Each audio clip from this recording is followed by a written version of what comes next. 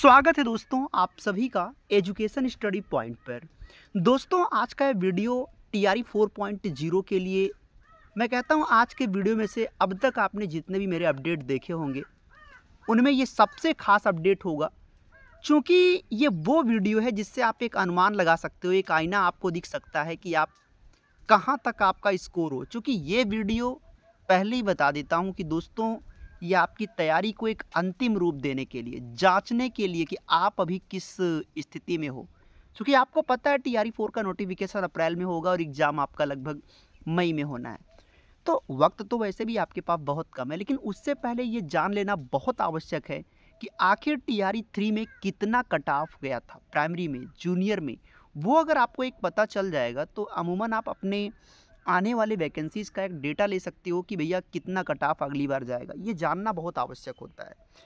तो ऐसे में दोस्तों जो आपको मैं दिखाने वाला हूँ, पहले आप यहाँ से देखेंगे कि ये जनरल का कट ऑफ है। दैट मीन्स जितने भी लोगों का सिलेक्शन हुआ है इसमें 81 नंबर, याद रहे कि 81 से कम अगर कोई जनरल में था प्राइमरी में तो उसका सिलेक्शन नहीं हो सकता। अनरिजर्व्ड जो फीमेल थी, कहने का मतलब जनरल में जो महिलाएं थीं उनका नंबर 77 यानी 70 पे काम हो गया, मतलब ठीक ठाक स्कोर पे हो गया, कम नंबर पे ही। जो ईडब्ल्यूएस में दोस्तों जनरल हैं उनका 74 पे हुआ है, और जो ईडब्ल्यूएस में जो फीमेल हैं उनका 63 पर हुआ है। ध्यान दीजिए बहुत ध्यान से वीडियो, क्योंकि यहाँ से आप ये समझ सकती हो कि कितना नंबर भी मैं आपको बताऊँगा कि आगे आपको अब की बार क्या संभावित हो सकता है। क्योंकि मैं हमेशा एक आपको सेफ स्कोर पे, कि बाद में आपको ये सोचना ना पड़े एग्ज़ाम देने के बाद कि कट ऑफ के झाम में आपको फंसना पड़े, है ना। आगे अगर आपको डेटा दिखाऊं तो आप देख सकते हैं ईडब्ल्यूएस फीमेल हो गया, कितना आपको देखने मिला भाई, ये देखने को मिल रहा है आपको 63। फिर आपको देखो एससी में सबसे कम, भाई अगर कोई एससी कैटेगरी का है तो भैया 39 पर हो गया। एससी में अगर कोई फीमेल है तो उसका भी 30 यानी 39 नंबर पे हो गया। एसटी कोई है तो उसका भी 39 पे हो गया। एसटी कोई फीमेल उसका भी 39 पर हो गया। ईबीसी है तो 67 है। ईबीसी फीमेल है तो 56 है। हालांकि मैं इस पूरे डेटा को आगे दिखाने का कोई औचित्य नहीं है, लेकिन जो मैं कहना चाहता हूँ मेरा मकसद यहाँ पे इस पे है। इधर आइए, आप मेन चीज़ देखिए, क्योंकि अक्सर लोगों की जो फाइट है वो यहाँ पे है। कहाँ पे है दोस्तों? यहाँ पे आपकी फाइट है, 81 पे है। और ऐसे बहुत सारे कैंडिडेट्स थे दोस्तों जिनका स्कोर 81 रहा लेकिन फिर भी उनका सिलेक्शन नहीं हुआ। बहुत सारे ऐसे लोग हैं कि जिनका नंबर 81 तो था लेकिन सर जी सिलेक्शन नहीं हुआ। अब कहते हैं क्या कारण रहा, क्या नहीं रहा। तो दोस्तों इसके दो कारण होते हैं। एक तो आपका जो अगला आपका जो पार्ट होता है, जो आपका हिंदी संस्कृत में स्कोर कार्ड होता है, वहाँ से भी डिसाइड होता है, और एक डेट ऑफ बर्थ से भी डिसाइड होता है। तो वहाँ पे तो इससे अच्छा ये है कि भाई हम 81 को क्यों ना 85 करके रखें, 91 करके रखें, तो हमें इन सब परेशानियों का सामना ना करना पड़े, है ना। तो इस बार मैं आपको बता देता हूँ कितने नंबर पर आप सेफ़ रहोगे। इससे पहले कि मैं आपको बताऊँ कि कितने नंबर पे आप लोग सेफ़ रहोगे, उससे पहले आपको बता देता हूँ कि एजुकेशन स्टडी पॉइंट जितने भी स्टूडेंट 4.0 की तैयारी कर रहे हैं उनके लिए मैं प्रोवाइड कर रहा हूँ, जो सेल्फ स्टडी पे जो बच्चा तैयारी कर रहा है, आपके 100% तैयारी के लिए। कहने का मतलब ये है कि 100% आपका काम हो जाए। तो पहला काम मैंने आपको दिया है 15 सालों का ये पेपर, पहले इसको ज़रूर सॉल्व कर लेना। 15 सालों का बीपीएससी का आपको मैंने प्रीमियम पेपर दिया है 15 सालों का, जिसमें प्राइमरी में दोस्तों 42 क्वेश्चन यानी 42 क्वेश्चंस आपको सेम टू सेम ऑप्शन मिला। वो आपको मैच करा के मिल जाएगा, जो मैं दिया हूँ मैच करा के ही दिया हूँ, देख लीजिएगा 42 क्वेश्चन मिल गया है। तो आप खुद सोच सकते हैं कि भैया जो कैटेगरी में SC ST में तो खैर अगर वो 15 सालों का पेपर भी देखकर चला जाएगा तो भी उसका हो जाएगा, चूँकि 38 नंबर पर हो गया। लेकिन मेरा टारगेट क्या है, थोड़ा अलग है कि सर जी 15 सालों का पेपर पढ़ेंगे तो मिल जाएगा मुझे 35, 40, 42 हो जाएगा, लेकिन इससे सिलेक्शन तो होगा नहीं। तो सिलेक्शन के लिए क्या करें?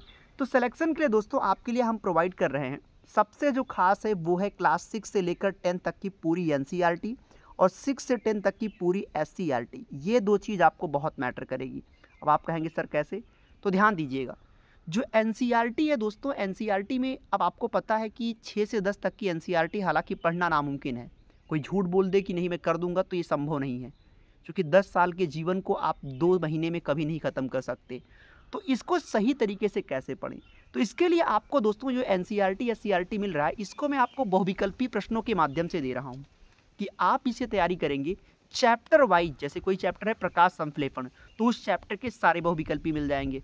वो भी आंसर के साथ, फिर चैप्टर 2, फिर चैप्टर 3, ऐसे ही पूरा आपका खत्म होगा 6 से लेकर 10 तक की पूरी। और हर सब्जेक्ट इसमें मिल जाएगा, भूगोल, इतिहास, विज्ञान, गणित, हर सब्जेक्ट आपका इसमें समाहित है।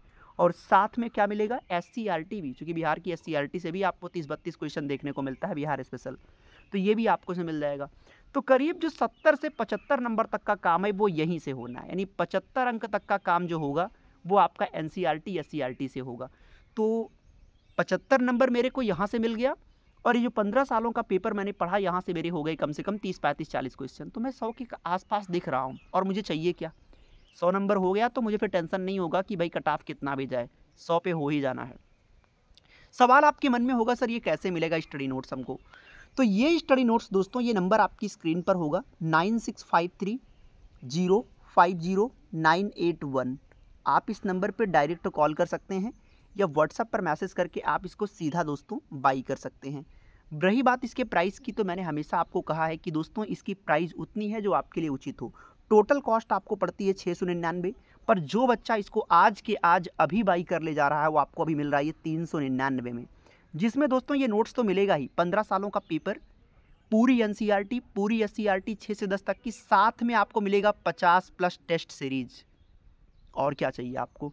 खासकर ये दोस्तों जो नोट्स बनाया गया ये केवल सेल्फ स्टडी वालों के लिए है।